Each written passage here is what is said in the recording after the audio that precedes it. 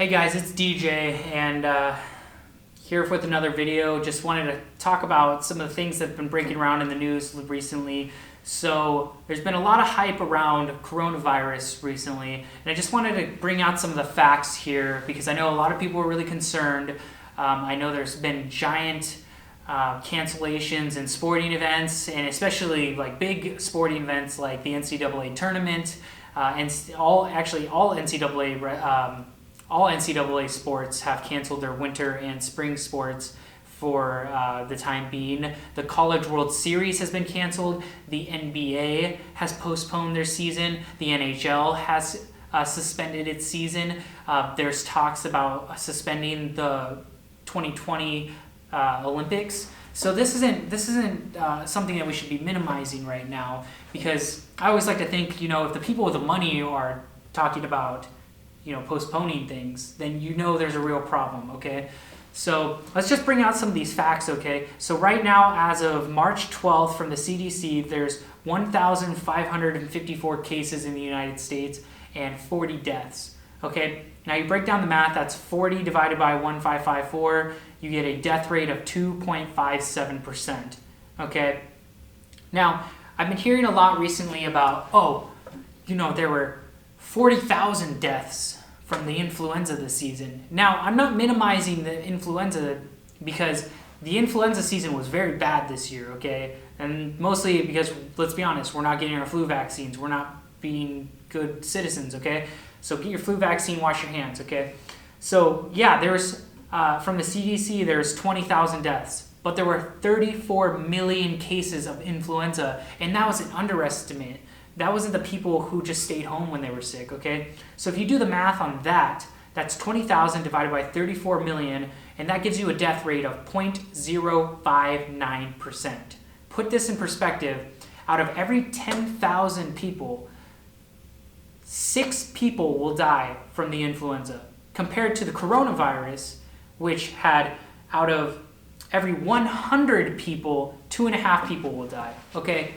So clearly a huge difference in the infection of this disease process, all right? So let's not minimize this, but let's also not blow this out of proportion. There are simple things that we can do to protect ourselves, protect our loved ones, and protect those who are quite honestly at risk for this disease. Now, yes, this can be a milder illness for those who are young and athletic or who are fit in shape. Those who are under the age of 50 are less susceptible. Those who are older than about probably 7 years old are less susceptible. And so that means young children, people who are over the age of 50, especially people over the age of 65 are especially at risk of developing more severe complications of this disease. Those of us who are immunocompromised, who have weakened immune systems, whether it's multiple sclerosis, whether they are on chemotherapy, whether they are receiving treatment for rheumatoid arthritis, they can all have immunosuppressed systems, and they can be at risk for developing severe complications. I don't want to minimize this disease, but I also don't want to blow this out of proportion, okay? There's things that you can do to protect yourselves, okay? We'll go on to those in a second here. So let's go ahead and talk about this virus, okay? Yes, coronavirus it has been around. This is a new strain. It originated in Wuhan, China, but no, that doesn't mean we have to discriminate people who are Asian. That doesn't mean you have to avoid Chinese food. We are in the United States, okay? So chances are you're going to be infected by somebody who looks like you, okay? You do not need to discriminate anybody. Please don't. Eat your Chinese food. You will be fine, okay? As for this virus, it spreads primarily via person-to-person from respiratory droplets. That means people who are just blatantly coughing all over the place, who are sneezing and not covering their sneeze, not covering their cough. That's primarily the way it spreads, okay? Yes. It can spread via if you coughed on a surface and you touched your face, but that is not the primary method of transmission of this disease. It is primarily transmitted via respiratory droplets from someone coughing and right on your face, or sneezing and you're inhaling it. I don't know. But be cautious because those respiratory droplets can travel about 6 feet. So if you're within 6 feet, cover your face. Don't cough out in the open. It is possible that people can transmit this virus if they are not having symptoms, but huge asterisk right here, okay, huge asterisk. That is not the primary mode of transmission. The primary mode of transmission is when people are symptomatic, when they are having fevers, when they're having cough, when they're having sneezes.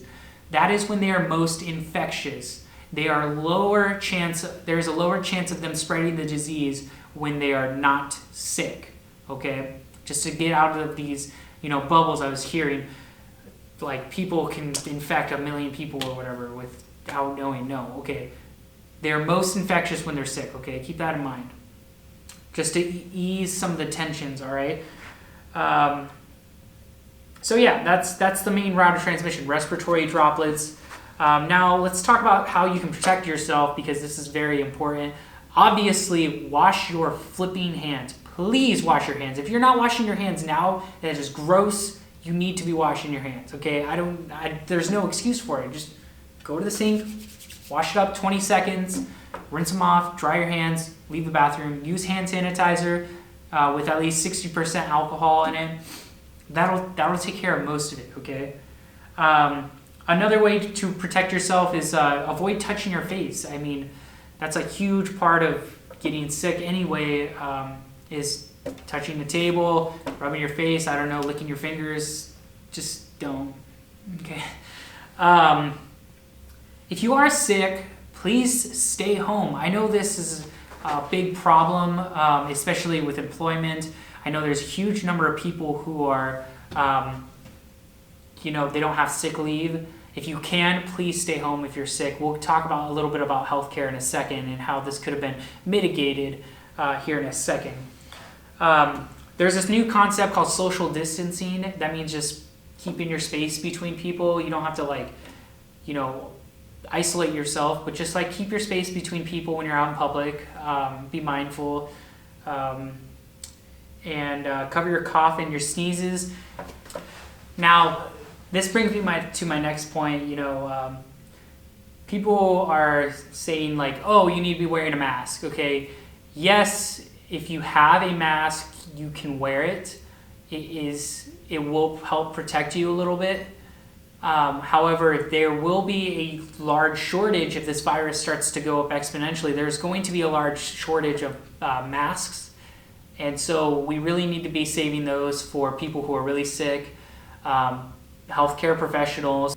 But again, just remind yourself of the route of transmission. It's primarily respiratory droplets.